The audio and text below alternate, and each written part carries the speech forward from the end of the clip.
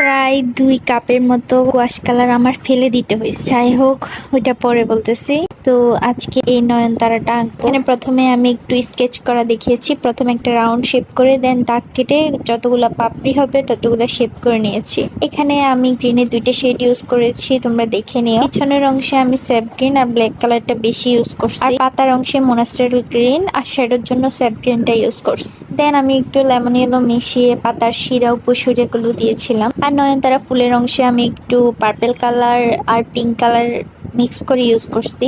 Detailing এর জন্য magenta আর purple কালারের ডার্ক কালারটা ইউজ করছি। ওয়াটার ড্রপগুলো দেওয়ার জন্য আমি প্রথমে পার্পলের সাথে একটু ব্ল্যাক কালার মিশিয়ে প্রথমে ওয়াটার ড্রপগুলোর আউটলাইন করে নিয়েছিলাম। দেন এক পাশে একটু পিঙ্ক কালার আর অন্য পাশে ডার্ক কালার ইউজ করছি। এন্ড লাস্টলি আমি হোয়াইট কালার দিয়ে হাইলাইট করছি, তেমনি পাতার মধ্যেও দিয়েছিলাম। তো এই তো ফাইনাল লুক।